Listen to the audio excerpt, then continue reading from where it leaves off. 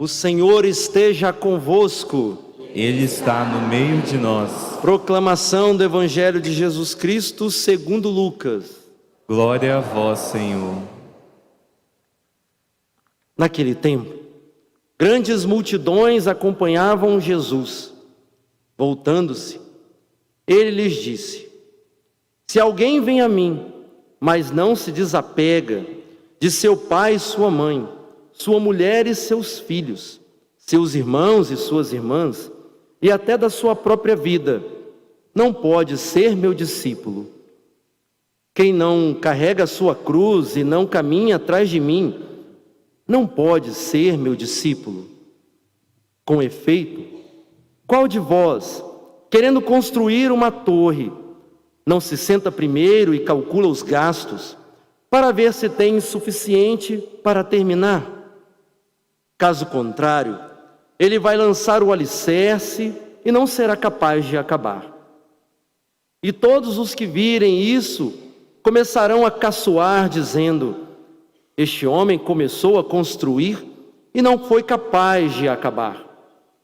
Ou ainda, qual rei que ao sair para guerrear com o outro, não se senta primeiro e examina bem se com 10.000 homens poderá enfrentar o outro que marcha contra ele com 20.000? Se ele vê que não pode, enquanto o outro rei ainda está longe, envia mensageiros para negociar as condições de paz. Do mesmo modo, portanto, qualquer um de vós, se não renunciar a tudo o que tem, não pode ser meu discípulo.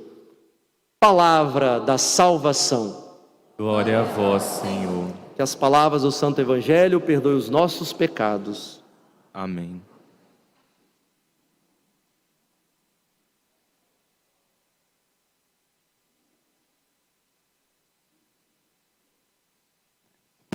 Queridos irmãos e irmãs, querido Padre Paulino, demais padres, diáconos, a palavra de Deus dirigida a nós hoje, ela nos fala daquilo que a gente repete algumas vezes aqui. Jesus não veio trazer ao mundo uma nova religião para ficar ao lado das outras. O mundo já tinha muitas religiões e continua tendo. Jesus veio para algo mais, veio trazer a vida nova, nova forma de viver.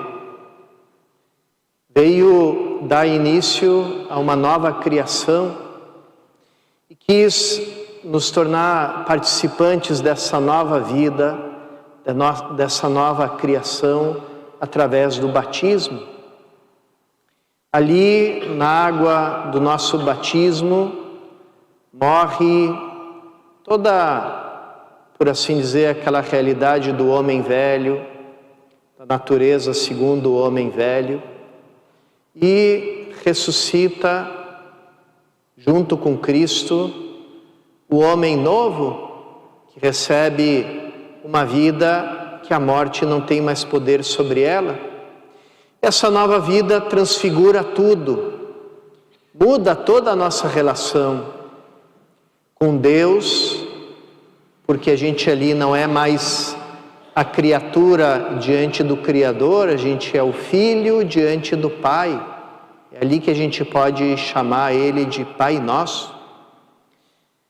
Modifica as nossas relações com o nosso semelhante, que perdem aquele caráter, às vezes um pouco escravizante, que marca a maneira de se relacionar do homem velho,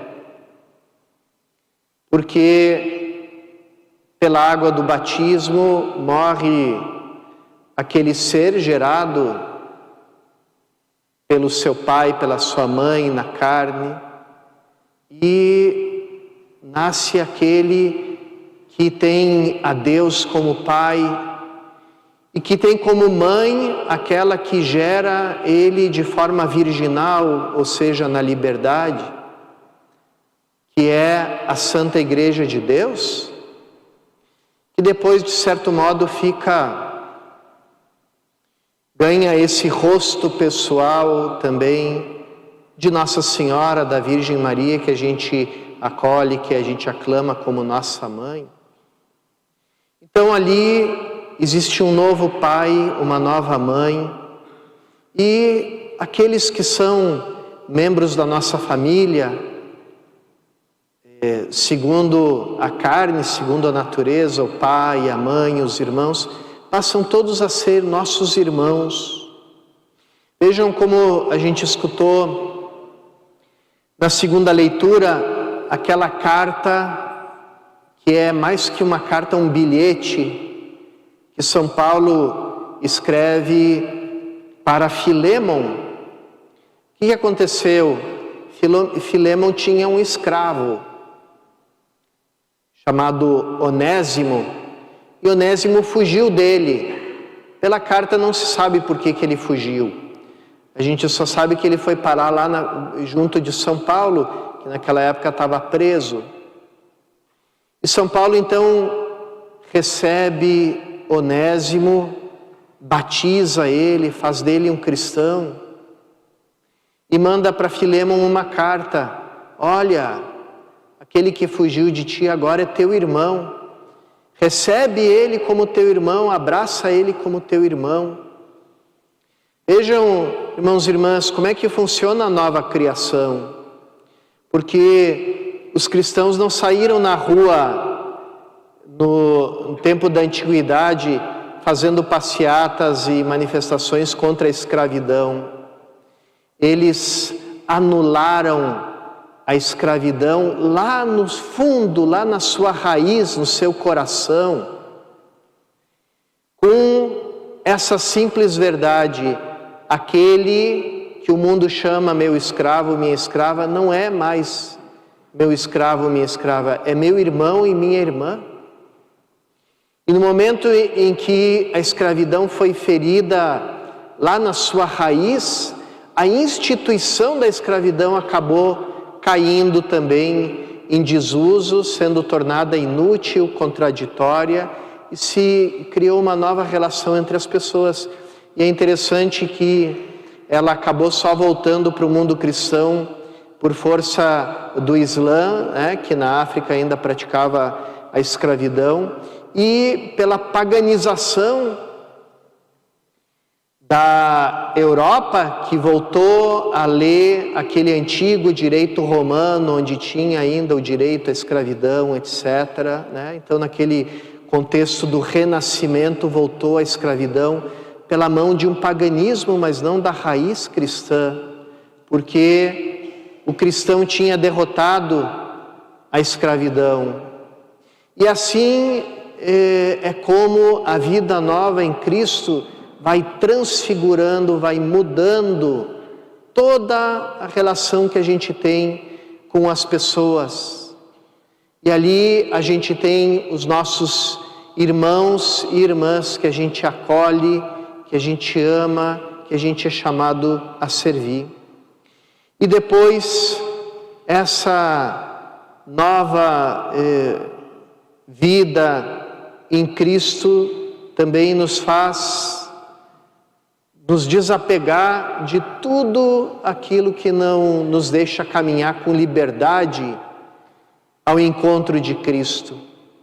E aí a gente tem também uma nova liberdade com relação a todas as coisas. E não vive mais escravizados pelas coisas. Vive numa atitude de liberdade. Hoje, Padre Paulino estava falando do nosso padroeiro, São Francisco de Assis, que é bom sempre a gente olhar, porque a igreja coloca os santos na nossa frente justamente para nos dizer isso. A vida nova em Cristo não é uma teoria, não é uma ideologia, não é um mero ideal, mas é uma vida que está entre nós e que se manifesta em todo aquele que acolhe essa vida. E a gente, quando olha para São Francisco de Assis, a gente vê esse homem que lá naquele momento da Idade Média acolheu a vida nova em Cristo e manifestou uma enorme liberdade. Liberdade com relação ao seu pai, comerciante de tecidos. A gente lembra aquele episódio onde ele, em plena praça pública, se desnuda na frente do pai e diz assim: a partir de hoje eu só tenho um pai, aquele que eu chamo Pai Nosso que estás nos céus. Aquele que se desapegou dos seus bens, da empresa do seu pai, e passou a viver uma vida procurando que fosse mais parecida possível com a vida de Jesus Cristo, ou seja, andando pelo mundo e pregando o Santo Evangelho. Essa, irmãos e irmãs, é a liberdade que a gente deve estar disposto a acolher no nosso coração. É certo que não é para todos que Deus pede, por assim dizer, o desapego visível das coisas, mas lá no nosso coração Ele nos convida a ter essa plena liberdade, essa plena disponibilidade e essa plena entrega da nossa vida. Como é bonito quando a gente faz e dá esse passo no nosso coração. Hoje de manhã, lá na catedral, todos nós nos emocionamos muito vendo esse jovem Éder, que vai ser também o nosso segundo vigário aqui na paróquia. Vamos ter essa graça de ter 2 vigários. Um jovem que novamente nos lembra esse caminho que nós tomamos, de deixar tudo, de deixar todas as coisas para seguir a Cristo com essa liberdade.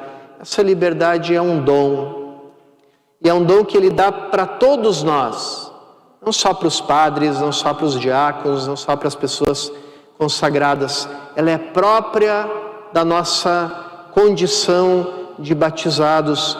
Por isso, o Evangelho hoje, ele nos lembra disso. Ele nos lembra que a gente, diante de Cristo, é convidado a acolher essa vida nova, essa nova liberdade que Ele nos tem a oferecer, e que a gente sabe, tem vários nomes: a vida em Cristo, a vida no Espírito, a vida batismal, a vida nova, a nova criação, a vida de graça, a graça santificante, a santidade.